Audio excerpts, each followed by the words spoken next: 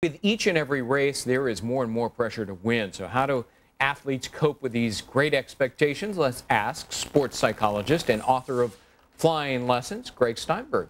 Gregg, good to see you. You know, I was watching the women's gymnastics in the qualifying, and, you know, I mean, they were pretty shaky. They were barely making it. They did get into the finals. What do you think was going on there? Well, I think the start was that Samantha Peshek, she hurt her ankle 5 minutes before the competition, and that threw a wrench into their mental game. They weren't prepared for this. They weren't ready for this. And you could see it in their faces and their body language. They were unnerved, and that came out in their expression on the first exercise on the mat. Yeah, I mean, Alicia Sacramone stepped out of bounds, right? Yeah, exactly. And I think that's nerves?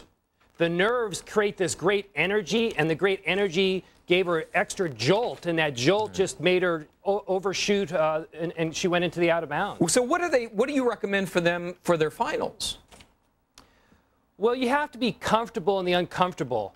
And what I mean by that is they're going to be nervous. It's the Olympic Games. Everybody's going to be nervous. And I think the secret is you have to channel that nervousness into a positive energy.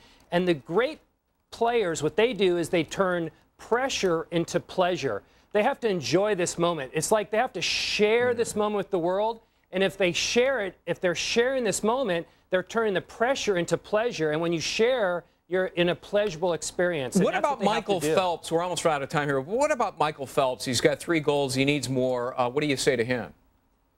Well, I think he just has to take one swim at a time. I think if he's thinking about the 8 swims, if he thinks too far ahead, he's going to get nervous. I think if he's taking just one swim at a time, if he's in the moment of that one swim in the water, he controls his emotions, and that's the key. You have to control your emotions to excel.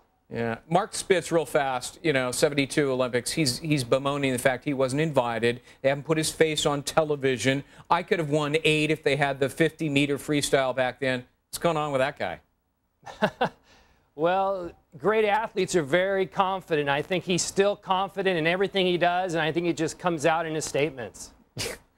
No, he misses the limelight. I think that's it. Gregg, thanks very much. Gregg Steinberg, sports psychologist. Thanks for having me. 6 gold medals and 6 world records. Just hours from now, American swimmer Michael Phelps could make it 7 for 7 and tie the record for the most gold medals ever won in a single Olympics.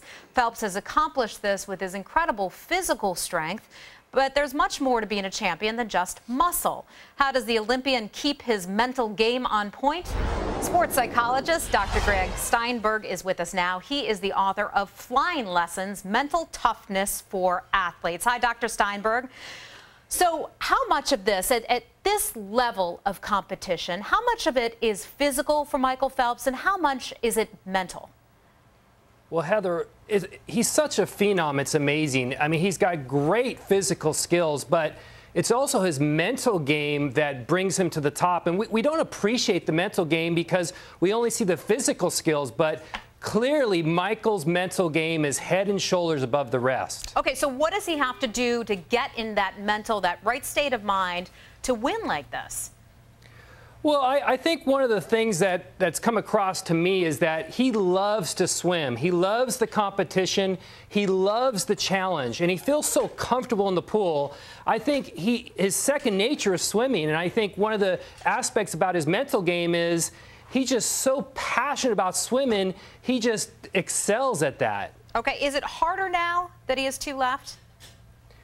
Well, I think the pressure definitely has mounted. I think as each swim, the pressure has gained and gained and gained. But I think he's kind of come over that hump now, and I think he's just really enjoying these last 2 swims. You can see how happy he is to be at the Olympics. Okay. I think the pressure is minimized. But not everybody takes pressure and turns it into something that can make them succeed.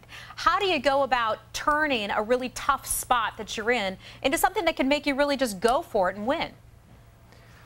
Well, everybody feels pressure. I think Michael Phelps feels pressure. Tiger Woods feels pressure. But what they can do is channel that pressure into a positive energy, and that's the secret. They channel it by doing things like enjoying the competition.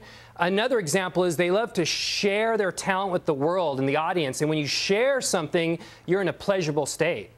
Okay, so I guess the message in this for all of us is if we're nervous about something, take that negative, maybe nervousness, and turn it into something positive, and you'll be more successful.